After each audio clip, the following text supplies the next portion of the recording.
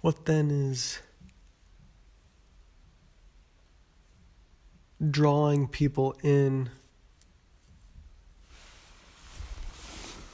when they're asking is from without having, where though if they truly knew what it was like to not have, would they then be asking for what it was that not having would give reason to being given what not having then demands as a price to then have from those that do? Where then, though, do they not know truly not having?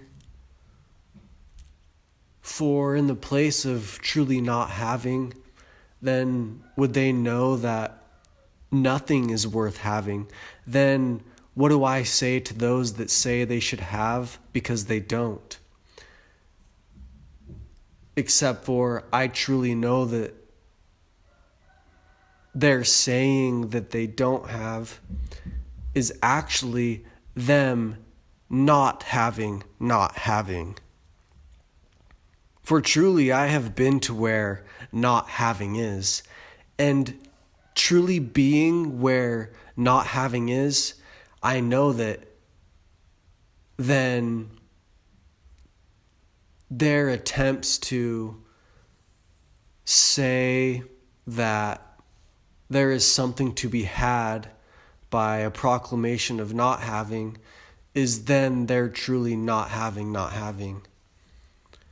Wherein truly having, not having, why would one wish to have what in saying a false not having should then give as having?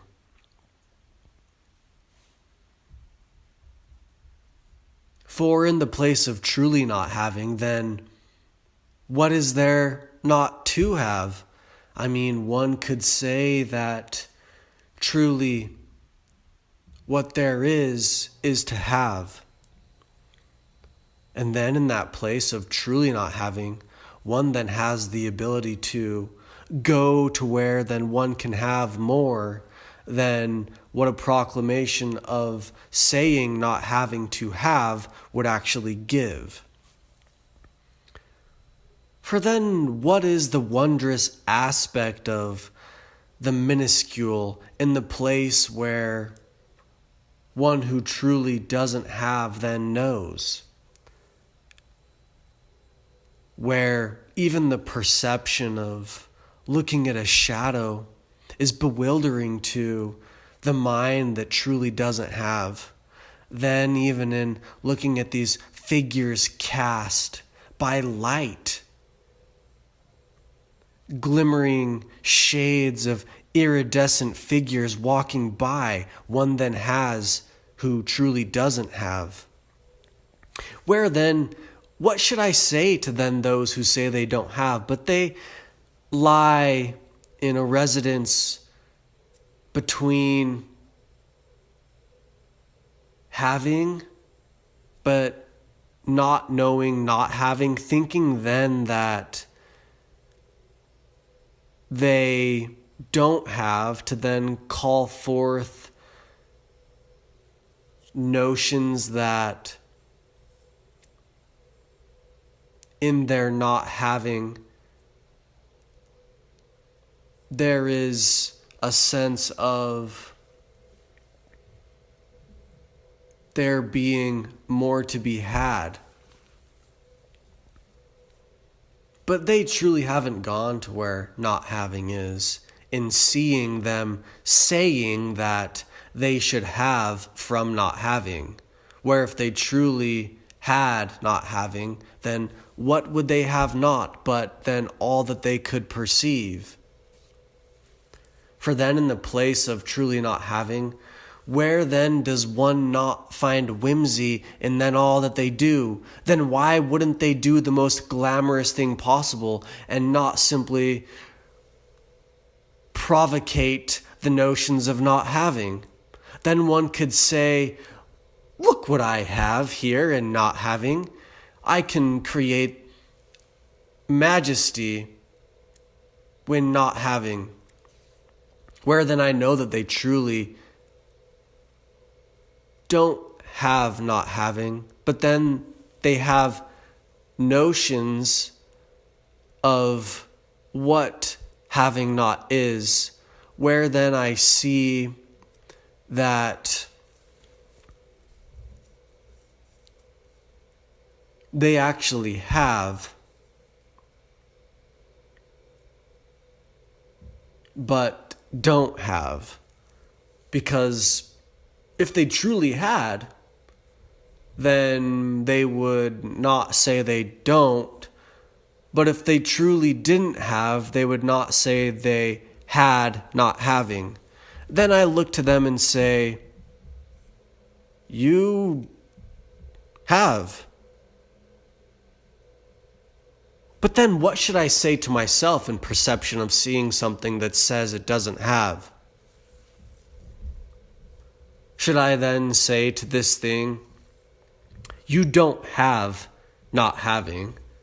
For if you had not having, then what would you have not? But then what is the notion, the message being conveyed across and through time in then seeing a thing that then says it has not, and by its not having, it should have what it says it has not?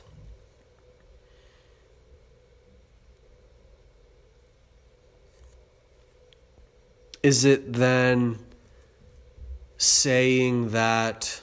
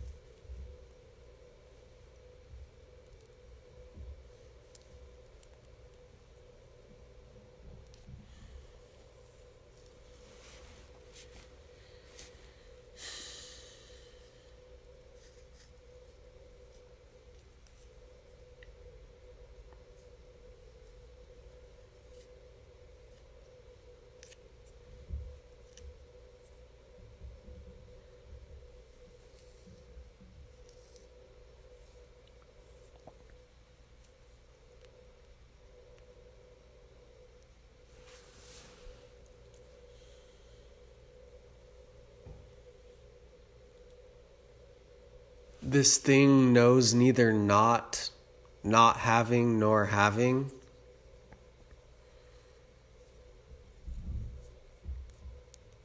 For then what is the difference in having versus the not having, if in not having one is bewildered by everything?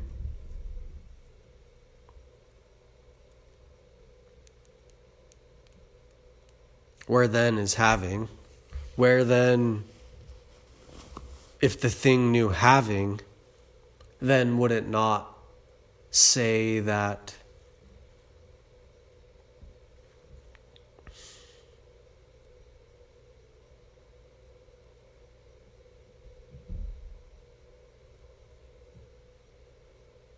what more is there to have?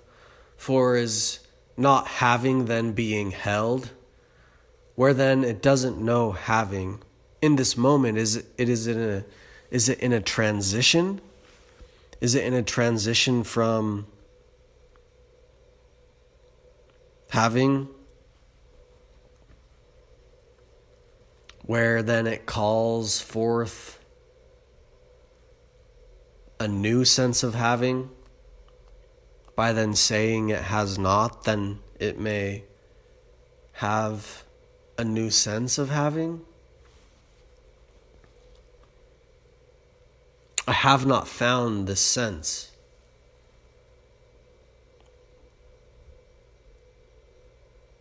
other than the sense that the thing is false in saying that it doesn't have to then say that it should have.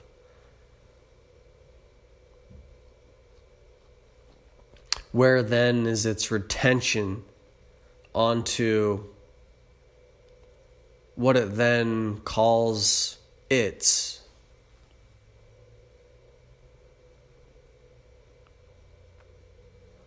But then what it calls its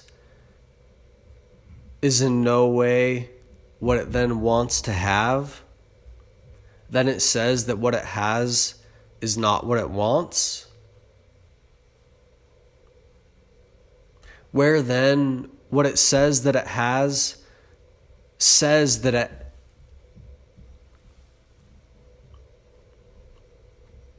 doesn't have.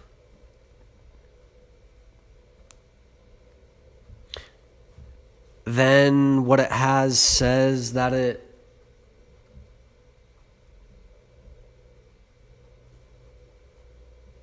doesn't have, but then in its having something that says that it doesn't have, it doesn't know that it has, where then it doesn't know not having because it has something telling it that it doesn't have.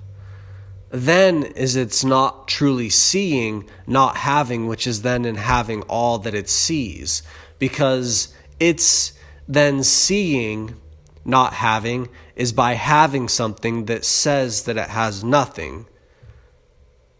But then this thing is an illusion.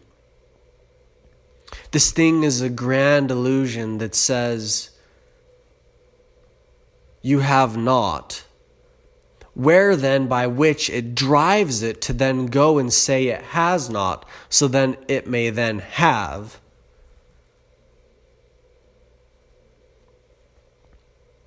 Where then its not having is false according to things that truly know no having.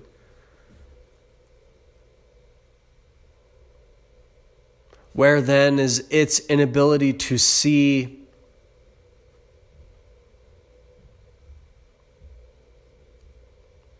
either having or having not, for the things that it has that tell it that it has nothing do not hold it.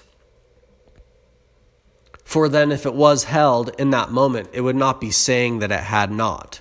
Then these things reside in a state of surrounding a thing, inasmuch of constantly then stirring up them into saying that they have not, while then being surrounded by a constant reminder that they have not, until they have the thing which then is being held, where then if they were to be holding it at that moment, they would know not having, for they would be held, which is having.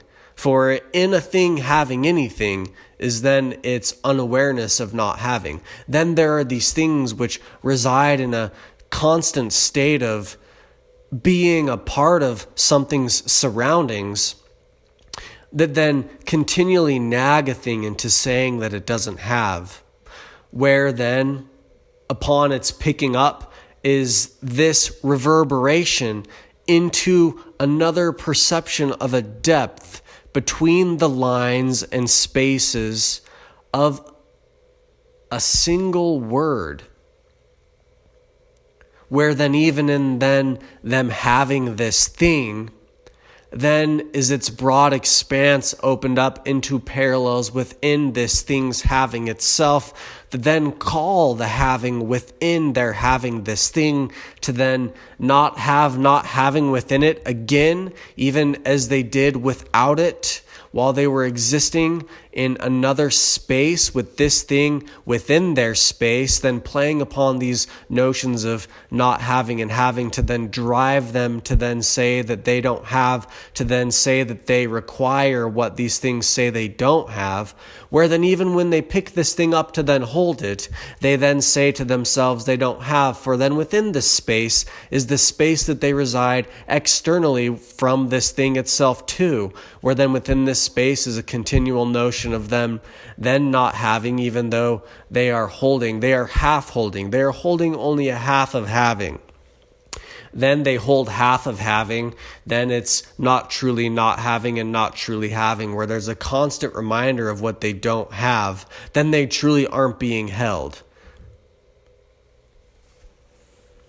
Then I see things that then say they don't have, where then is their designated signage to then give notions as to their non-having, where the pilgrimage of the actual message itself from these things to then the things that would then say to them either, here, have this or not, is then the lacking of having in the message itself.